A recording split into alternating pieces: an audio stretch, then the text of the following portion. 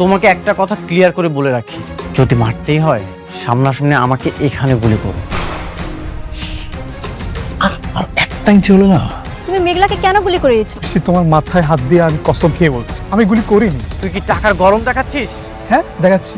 বাবার শত্রু থেকে বড় শত্রু হয়েছে আপনার বউ। কি করছো তুমি কিছুই বুঝতে পারছো না? সাব্বির আর ওমর জাফর আমাকেও হত্যার হুমকি দিয়েছে। তুমি কি করছো সব? আমি বলছি সাব্বি, তোমার বৃষ্টি বলছি। আমার বৃষ্টি বলছে জমি তো ছেড়ে দিতেই হবে। তুমি যেমন করে গুলি করতেছো এমন করে গুলি করলে মানুষ তো দূরের কথা, কুত্তার বাচ্চাও মরবো না।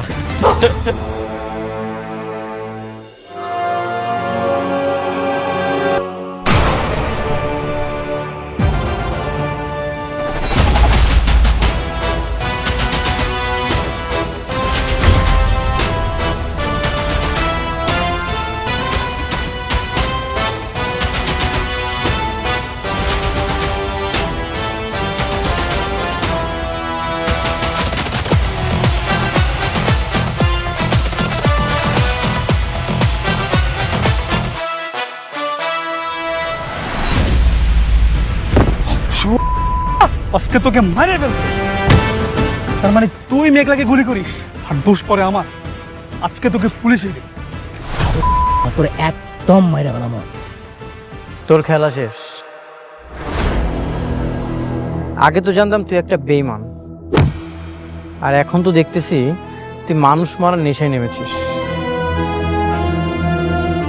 তার মানে সেদিন ও গুলি করেছিল? আর তুমি তো আমাকে দোষারোপ করছিলে। আরে মেঘলাকে মেরে আমার কি লাভ বলো? সরি সাব্বির, আমি বুঝতে পারিনি। তুমি ভেবেছিলে বৃষ্টি মেঘলাকে মারতে চায়, কিন্তু তুমি এটা জানো না বৃষ্টি তোমাকে কতটা ভালোবাসে। আর বৃষ্টি মেঘলাকে মেরে তার কি লাভ বলো? আর সেদিন ওমর জাফর তোমার যে জমিটা দখল করেছিল সেটা শুধুমাত্র বৃষ্টির কথা ছেড়ে দিয়েছে। বৃষ্টি আসলে তোমার ভালো চায়, খারাপ চায় না। হ্যাঁ, আমারও তাই মনে হয়েছে। বৃষ্টি কেন আমার ক্ষতি করব?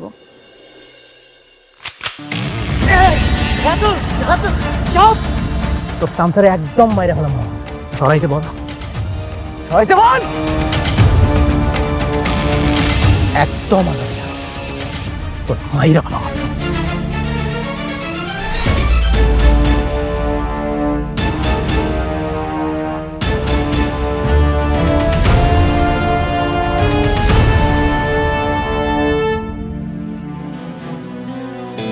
আপনি ঠিক আছেন? তোমরা চিন্তা করো না, এটা নিয়ে আমরা পরে দেখবো। চিন্তা করো না। তো ভয়ঙ্কর, তোমরা দুইজন একটু সাবধানে থাইকো। ভাগ্য কিন্তু সবসময় সহায় থাকে না। আল্লাহ ভরসা। আপনি দোয়া করবেন যত দ্রুত সম্ভব বেঈমান রাতুলকে যেন আইনের কাছে বন্দি করতে পারি।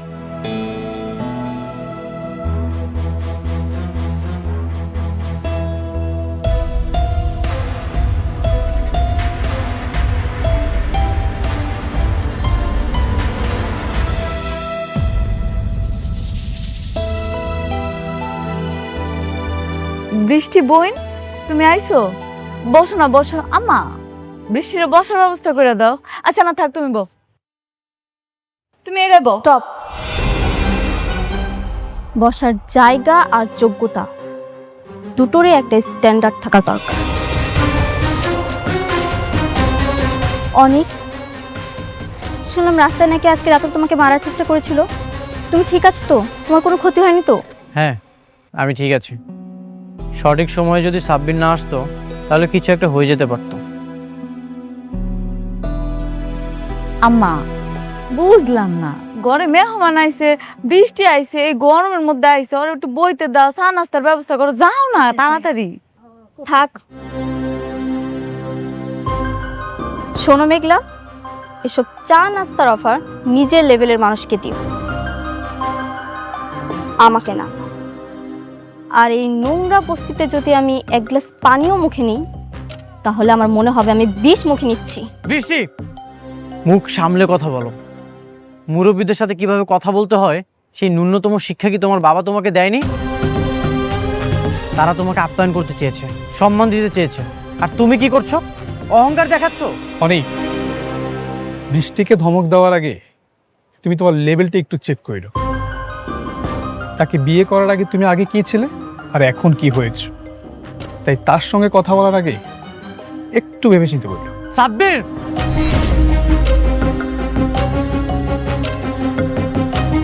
আমাদের ফ্যামিলি ম্যাটারে কথা বলার তুই কে? অনেক ছাড়ো, আমি এখানে এসেছি শুধুমাত্র তোমাকে দেখার জন্য। তোমার উপর হামলা হয়েছে শুনে আমি ছুটে এসেছি তোমাকে দেখতে, কারণ আমি তোমাকে ভালোবাসি। না হলে এই নোংরা বস্তিতে আমি কখনোই আসতাম না। যাক, তুমি ঠিক আছো। আমার যে কি শান্তি লাগছে তোমাকে দেখে আমি বলে বোঝাতে পারবো না। আমি এখন আসছি। মা বৃষ্টি, তুমি তো আমার মেয়ের মতোই, তাই না? হ্যাঁ, একটু বসো, চা নাস্তা কিছু খাও। না, এই ভুলটা করবেন না।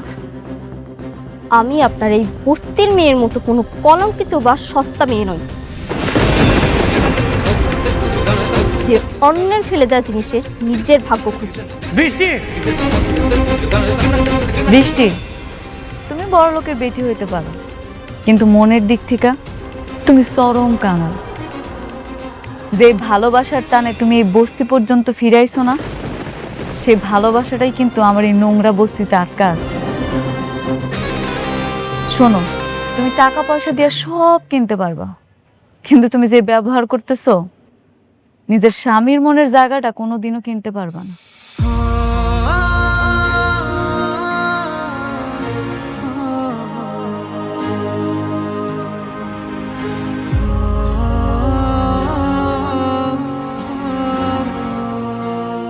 আপনারা কিছু মনে করবেন না, ও আসলে মানসিক বিকারগ্রস্ত।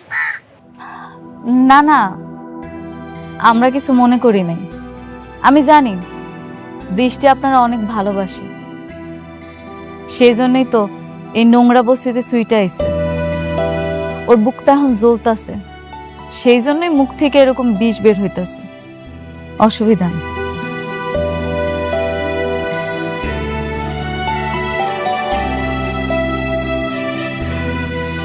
তুমি প্রজেক্টটা ছেড়ে দিলে? না, এভাবে করলে তো শালিমার গ্রুপের সাথে ফাইট করে তোমরা জিতবে না। ফাইট করে পারবো না কিনা জানি না স্যার, বৃষ্টি বলছে, আর বৃষ্টি বললে আমি তার কথা না রেখে পারি না। ভালোবাসা না, যার বিয়ে হয়ে গেছে, যে অন্য মানুষের বউ, তার প্রতি এত আবেগ দেখালে তো হবে না, তাহলে তো বিজনেস চলবে না। জানি না স্যার, তবে বৃষ্টি যা বলে আমি তা করার চেষ্টা করি। বৃষ্টি বলেছে বিদায় আমি আপনার সাথে কাজটা করার জন্য রাজি হয়েছি। তা না হলে আপনি অনেক খারাপ কাজ করেন, আমি তারপরও রাজি হয়েছি। এখন যদি বৃষ্টি এসে বলে তুই কাজটা ছেড়ে দাও, আমি ছেড়ে দেব। ঠিক আছে, তবে সামনের দিকে একটু খেয়াল রাখতে হবে, বিজনেসের দিকে। আমাদের টার্গেট কি, এরপরে কোথায় যাচ্ছি আমরা, এভরিথিং। হ্যাঁ, চেষ্টা করব, তবে জমিটা ছেড়ে দিতে হবে। হোয়াট? কিচ্ছু করার নেই। আসি।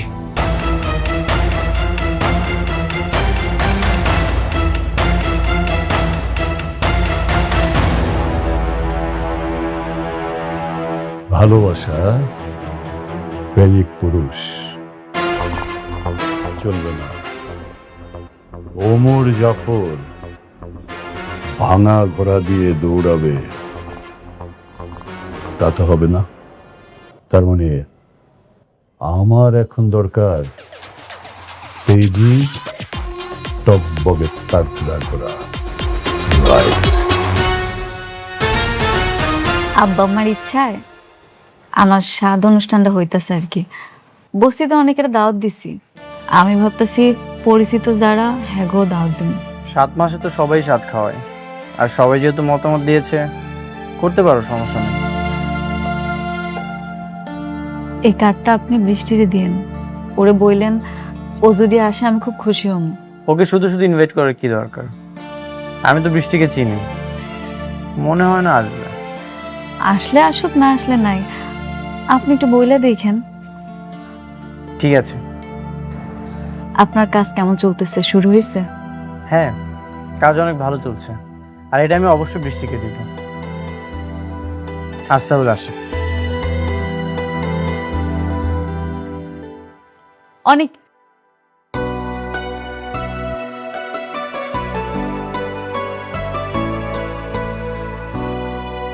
কিছু বলবে?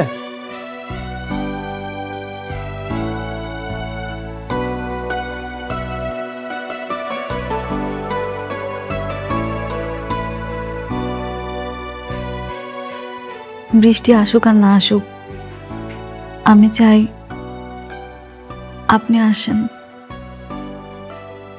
এই দিনটা আমার জন্য অনেক আনন্দের একটা দিন। আমার এত সুন্দর একটা দিনে আপনি আমার পাশে থাকলে আমি খুব খুশি হব। প্লিজ আইসেন। আচ্ছা, ঠিক আছে।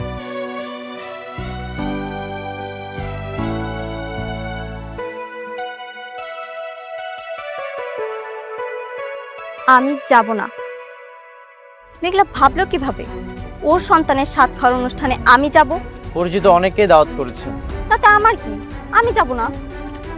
আচ্ছা আমি বুঝলাম না বৃষ্টি, তুই মাথা কেন গরম করছিস? তুই জানিস না যে সালিমা বিল্ডার্স গ্রুপকে আমাদের হাতে মুঠোয় রাখা দরকার? আরে বাবা দাওয়াত দিয়েছে, যা। আমাদের মধ্যকার যেই সম্পর্ক থাকুক না কেন, উপরে তো আমাদেরকে ভালো সম্পর্ক রাখতে হবে। বাবা, ওকে বুঝিয়ে কোনো লাভ নেই। বৃষ্টি আর সাব্বির তো এখন ওমর জাফরের সাথে। আমাদের কোম্পানির যাই হোক, বৃষ্টি তো কিছুই যায় আসে না। বৃষ্টি, এটা কেমন কথা? নিজের বাবার কোম্পানির চেয়ে অন্যজনের কোম্পানি তোর কাছে বড় হয়ে গেল? না মানে, আচ্ছা যাব আমি। কখন যেতে হবে? আজ রাতে। আচ্ছা ঠিক আছে, তুমি যাওয়ার সময় আমাকে নিয়ে যেও। আচ্ছা ঠিক আছে, যা, রেডি হ, যা।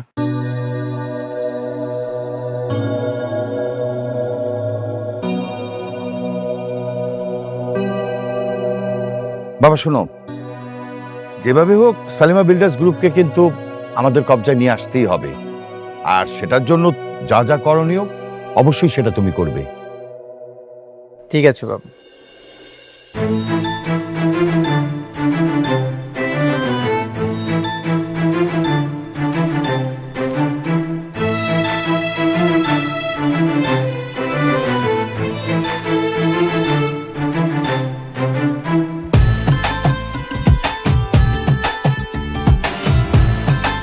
পরিস্থিতি খুব দ্রুত এমন একটা জায়গাতে যাবে যখন বিএনপি তাদের অস্তিত্ব রক্ষার জন্য নিজেরা মারামারি করবে। জামাতের আমির এবং যাকে বলা হয় জনাব নাহিদ ইসলাম, তারা দুজন পাশাপাশি বসে সংবাদ সম্মেলন করেছেন এবং তারা বলেছেন যে আমাদেরকে খুব শক্তিশালী বা কি যেন শক্ত বা গরম বিরোধী দল ভাববেন না, আমরা খুব নরম প্রকৃতির মানুষ। আসলেই তো তারা নরম, কিন্তু বাংলাদেশ এরকম নরম প্রকৃতির জিনিস চায় না। গোকরা সাপের সঙ্গে আপনারা কি কোনোদিন ধোড়া সাপের খেলা দেখেছেন দাঁড়িয়ে দাঁড়িয়ে? কিংবা দাঁড়ার সাপের সঙ্গে গোকরা সাপের কখনো আপনারা খেলা দেখার জন্য গ্রাম্য বাজারে দাঁড়িয়েছেন? নেভার।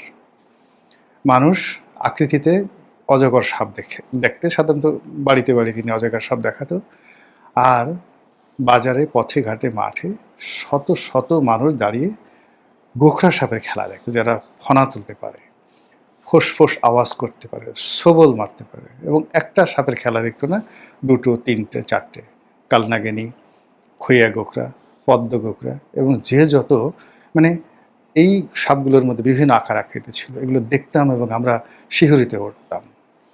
তো সেখানে যদি সাপের সামনে একটা ব্যাঙ ছেড়ে দেওয়া হয়, সাপের সামনে যদি একটা গোকরা সাপ দিয়ে দেওয়া হয়, একটা কেশো ছেড়ে দেওয়া হয় এবং বলে যে খেলো এবং বাচ্চারা তালিয়া বাজাও, একটা খুব কালনাগিনী বা ধরেন একেবারে খইয়া গোকরা, পদ্ম গোকরা, তার সামনে খুব নরম সরম একটা কেশো, আপনি সেই খেলা কি দেখবেন? বাঘের সঙ্গে আপনি খরগোশের কোনো খেলা আপনার মজা লাগবে বলেন তো? কখনো মজা লাগবে না। তো সেই দিক থেকে রাজনীতির অঙ্গনে যা কিছু হচ্ছে, সেই সরকার এবং বিরোধী দলের মধ্যে এভাবে কোনো কিছুই ঘটছে না যেটা রাজনীতির উৎকর্ষতা তৈরি করবে, রাজনীতির প্রতি মানুষের আকর্ষণ তৈরি হবে। ফলে এখানে যে সকল অন্য সময় উল্লেখ করা হতো না, সে সকল বিষয় সামনে চলে এসছে। যেমন ধরেন স্বরাষ্ট্রমন্ত্রী একটা কথা বলেছেন, বিএনপির এখন যিনি একেবারে হর্তাকর্তা, ডিফ্যাক্টো প্রধানমন্ত্রী বলা হয় তাকে, তিনি বলেছেন যে দুষ্ট লোকেরা বলে, মানে জামাতকে উদ্দেশ্য করে তিনি অনেকটা কাব্যিক ঢঙে, অনেকটা যাকে বলা হয় সিনেম্যাটিক মোডে, অনেকটা একেবারে যাকে বলা হয় সেই ভারতীয় সিনেমার যে উত্তম কুমার, সে উত্তম কুমার যেভাবে বা ছবি বিশ্বাস যেভাবে ডায়ালগ বলে, ঠিক সেইভাবে দুষ্ট লোকেরা বলে পার্লামেন্টে তিনি এ কথা বলে জামাতকে কটাক্ষ করার চেষ্টা করেছেন। তো দুষ্ট লোকরা যে কথা বলবে, দুষ্ট লোকের কথা কেন ভদ্রলোকের কানে আসবে? This is the one thing. Second thing হলো, দুষ্ট লোকের যে দুষ্ট কথাগুলো আছে সেগুলো কখনোই ভদ্রলোক মুখ দিয়ে উচ্চারণ করেন না। তৃতীয়ত, দুষ্ট লোকের কোনো মিষ্ট কথা কখনোই কোনো ভদ্রলোক সেটিকে নিজের কাজের কথার বা অন্য কোনো কিছু রেফারেন্স হিসেবে ব্যবহার করেন না। তো কাজেই স্বরাষ্ট্রমন্ত্রী যে দুষ্ট লোকেরা বলে, এই দুষ্ট লোকদেরকে তিনি যতই পৃথক করতে চান না কেন, এই দুষ্ট লোকের সমস্ত দুষ্টুমি, বদমাশি, আচরণ, চাল চলন নিঃসন্দেহে স্বরাষ্ট্রমন্ত্রীকে বিমোহিত করেছে। এবং তিনি মনে করছেন যে আমরা যেটা পারছি না, ভদ্রলোকেরা যেটা পারছি না, দুষ্ট লোকেরা সেই জিনিসগুলো করে ফেলেছে। কাজেই এই জাতির অর্থে পরিচালিত মহান সংসদে তিনি সম্মানিত বিরোধী দল বা বিরোধী দলের সংসদ সদস্য যারা আছেন তাদেরকে কটাক্ষ করার জন্য রেফারেন্স হিসেবে কার্ল মার্কসের কথা নয়, রেফারেন্স হিসেবে উইনস্টন চার্চিলের কথা নয়, রেফারেন্স হিসেবে পার্লামেন্টারি ডেমোক্রেসির যারা জনক বিভিন্ন সময়টাতে ছিলেন দেশে এবং দেশের বাইরে, তাদের কারো কোনো রেফারেন্স তিনি গ্রহণ না করে তিনি দুষ্ট লোকদের যে ডায়ালগ, কথা, বক্তব্য, সেটাকে ফ্রন্টিয়ার লাইনে নিয়ে এসেছেন। কাজেই লক্ষণগুলো, রাজনীতির যে লক্ষণগুলো, এটি কতটা দুষ্টমির দিকে যাচ্ছে এটা সহজেই আপনারা অনুমান করতে পারবেন। 2 নম্বরে যে বিষয়টি বলতে চাই সেটি হলো যে আমাদের দেশে এই প্রথম একটা পার্লামেন্ট গঠিত হয়েছে যেখানে মন্ত্রীরা অদ্ভুত অদ্ভুত সব কথাবার্তা বলছে, অদ্ভুত অদ্ভুত সব কাণ্ড করছে। এরকম কাণ্ড সিনেমাতে দেখা যায় না। আমাদের স্বাস্থ্যমন্ত্রী সর্দার সাখাওয়াত হোসাইন বকুল, বহুদিন পর তিনি ক্ষমতায় এসেছেন, প্রায় 20 বছর পরে, এবং তার এখন যে বয়স, সেই বয়স অনুযায়ী 5 বছর পরে তার জীবনের সুযোগ আসবে কিনা আল্লাহ রাব্বুল আলামিন জানেন। তিনি একজন বীর মুক্তিযোদ্ধা, কাজে তিনি তার হৃদয়, মন সব কিছু উজাড় করে দিয়ে তার জীবনের যত রকম দুর্নাম বদনাম আছে সবগুলোকে মাটির চাপা দিয়ে তিনি ধর্মপুত্র যুধিষ্ঠিরের মতো অথবা ফেরেশতার মতো অথবা অলি আল্লাহ, গাউস কুতুব, পীর মাশায়েখের মতো তিনি যে একজন সৎ ব্যক্তি, কোনো জেনা, ব্যভিচার, নারী প্রীতি তার জীবনে ছিল না। এবং এখন তো প্রশ্নই আসে না। কোনো অর্থলোভ, ঘুষ, দুর্নীতি, চাঁদাবাজি, এসব কোনো কিছু তিনি একেবারে বুঝতেই পারেন না।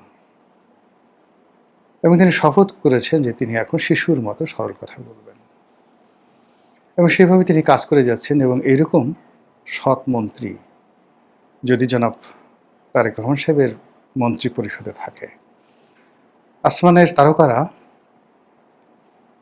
এখানে নূর বিলাতে থাকবে। এরকম মন্ত্রী কল্যাণে এরকম মন্ত্রী যদি থাকে, তাহলে শুধু তারেক রহমান সাহেব নন, তার প্রয়াত আম্মা, তার প্রয়াত বাবা, তারাও কবরে বসে এই মন্ত্রীর জন্য দোয়া করবেন যে এরকম একজন মন্ত্রী, তিনি তার সর্বস্ব দিয়ে আমার সন্তানের সাথে আছে, আমার সন্তানের পাশে, মানে তারেক রহমান সাহেবের পাশে থেকে দেশ জাতির সেবা করছে। এবং এই মন্ত্রীর কারণে বিএনপি সরকার খুব দ্রুত আসমানের একেবারে প্রথম আসমান ভেদ করে কোথায় যে চলে যাবে, উন্নতির চরম শিখরে বলা যায় না। কারণ হলো এই মন্ত্রী পাগলের মতো ঘুরে বেড়াচ্ছেন। পাগল বলাটা কি ঠিক হলো না? এই মন্ত্রী বিদ্যুতের গতিতে সারা দেশে ঘুরে বেড়াচ্ছেন, উল্কার গতিতে সারা দেশে ঘুরে বেড়াচ্ছেন। একের পর এক তিনি মানে বিস্ময়কর ঘটনা ঘটছেন। প্রত্যেকটা জেলা অফিসে গিয়ে, হাসপাতালে গিয়ে, তিনি প্রাইভেট হোক কিংবা পাবলিক হোক, তিনি সেখানে নজিরবিহীন নজির তৈরি করছেন। তার ভয়ে সিভিল সার্জন থেকে শুরু করে প্রত্যেকটা মানুষ থরথর করে কাঁপে। সাম্প্রতিক সময় তিনি বাংলাদেশের one of the biggest private এবং রেপুটেড প্রাইভেট এন্টাইটিস হসপিটাল এবং মেডিকেল কলেজ হসপিটাল দুটো, তিনি এটা বন্ধ করে দিয়েছেন। তারপর তিনি বীর দর্পে বলেছেন, এটা বন্ধ করে দেওয়ার পর তার মালিকরা বাংলাদেশের মানে যাকে বলা হয় শীর্ষধনী পরিবার, তারা কোটি কোটি টাকা নিয়ে মন্ত্রী পিছনে ছুটেছে। সুবহানাল্লাহ। এই মন্ত্রী, আপনি চিন্তা করেন, কোটি কোটি টাকা তিনি সেগুলো গ্রহণ করতে পারতেন, হয়তো 100 কোটি টাকা নিতে পারতেন, তিনি সেটা নেননি, বরং জাতির সামনে সেটা উন্মোচন করে দিয়েছেন যে প্রাইভেট হসপিটালগুলো এত খারাপ, এর মালিকরা এত খারাপ যে তারা একদিকে রুগী মেরে ফেলে, অন্যদিকে নিজেদের কুকর্মকে ঢাকার জন্য মন্ত্রীর দরবারে টাকা নিয়ে আসে। তো কাজেই এই যে মাননীয় মন্ত্রী মহোদয় যে কথা বলেছেন, এই কথার দুটো ক্রিমিনাল অফেন্স আছে। ফৌজদারি অপরাধ, কাউকে ঘুষ দেওয়া, এটা একটা মানে বা সাধা প্ররোচিত করা, এটা একটা ক্রিমিনাল অফেন্স। এর জন্য মানে এটা হাইকোর্ট বা যে কোনো আদালত সুমোটো রুল করতে পারে। মন্ত্রী মহোদয় নিজেও এইভাবে মামলা করতে পারেন। আপনাদের মনে আছে যে বিগত বিএনপি জমানাতে 2001 থেকে 2006 যখন দেশ পরপর 5 বার দুর্নীতিতে চ্যাম্পিয়ন হচ্ছিল, তখন আরেকজন ধর্মপুত্র যুধিষ্ঠির ছিলেন। তিনি ছিলেন সাবেক স্বরাষ্ট্র প্রতিমন্ত্রী জনাব লুৎফুজ্জামান বাবর। সবাইকে আপনারা তাকে লুকিং ফর শত্রুজ বলে ঠাট্টা মস্করা করেন। তো সেই ভদ্রলোক কিন্তু এরকম একটা গুরুত্বপূর্ণ কাজ করেছিল। তার অফিসে কে বা কারা গিয়েছিল তাকে ঘুষ দেওয়ার জন্যে, তিনি সঙ্গে সঙ্গে তাকে গ্রেপ্তার করেছিলেন এবং পুলিশের হাতে সোপর্দ করেছিলেন। Can you imagine? হয়তো এই সুকর্মের ফলে এবং এই যে একটা ভালো কাজ তিনি করেছেন, এই ভালো কাজের ফলে দেখুন তিনি প্রায় ফাঁসির মঞ্চে উঠে যাচ্ছিলেন, সেখান থেকে আল্লাহ তাকে ফিরিয়ে এনেছে। বিভিন্ন মানুষের কাছ থেকে টাকা নিয়ে তার বিরুদ্ধে যে বদনামগুলো হয়েছে, আপনি দেখেন তো তার হাঁটা চলা, তার হাতের তসবি, তার টুপি দেখে কেউ কি বলবে বসুন্ধরা গ্রুপের ছেলের কাছ থেকে তিনি টাকা নিয়েছেন? এই বদনাম যারা করবে আল্লাহর গজব নাজিল হবে তাদের প্রতি। এইরকম একজন ফেরেশতা। আগের জামানায় এরকম একজন ফেরেশতা ছিলেন, আবার এখন এই যে নতুন একজন স্বাস্থ্যমন্ত্রী আসছেন। এর বাইরে আরেকটি চমৎকার এই সরকারের সফলতা আছে, সেটি হলো সরকার মীর বংশ থেকে একজন যাকে বলা হয় মন্ত্রী নিয়োগ দিয়েছেন। যদিও তিনি প্রতিমন্ত্রী, কিন্তু বলা হয়ে থাকে তিনি বাংলাদেশের সর্বকালের সবচেয়ে শক্তিশালী মন্ত্রী। মাননীয় প্রধানমন্ত্রী জনাব তারেক রহমান সাহেবের ঘনিষ্ঠ বন্ধু। আগের জামানাতে যেমন ঘনিষ্ঠ বন্ধু ছিলেন গিয়াসউদ্দিন আল মামুন, কিন্তু তিনি কোনো মন্ত্রী ছিলেন। আর এই আমলে সবচেয়ে ঘনিষ্ঠ বন্ধু হিসেবে এই মীর বংশের সন্তান জনাব মীর শাহে আলম। তো তার নামও কিন্তু এই সময়টাতে আসছে। তার মাশাআল্লাহ চেহারা সুরত, সত্যিকার অর্থে মীর বংশ। আমরা তো জানি যে আমাদের এই পাক ভারত উপমহাদেশের সত্যিকার অর্থে অ্যাবরজিন 4টি বংশকে বলা হয় যে এরা হলো ব্লু ব্লাড। সেটা হলো মোগল, পাঠান, সৈয়দ আর মীর বংশ, এই 4টি বংশ। তো বাংলাদেশে আসলে মুঘলরাও নেই, পাঠানরাই মুঘল, এবং মুঘলরা তো বলতে গেলে ভ্যানিশ হয়ে গেছে। পাঠানরা আছে পাকিস্তানে, বাংলাদেশে কিছু সৈয়দ আছে, কিন্তু এখানে 2 নম্বর সৈয়দ বেশি। সৈয়দ ছিল না, কিন্তু বলে আমরা সৈয়দ। আর মীর আছে, কিন্তু ওই যে মীর আছে, কিন্তু মীর জাফরের কারণে বারবার শুধু মীর নামটা আসলে অনেকে ব্যবহার করতেছেন না, যদিও এটা একটা আভিজাত্যের লক্ষণ। এক মীর জাফর, তারপরে ও অবশ্য মীর মদন আছে, মীর মদন কিন্তু ভালো ছিলেন।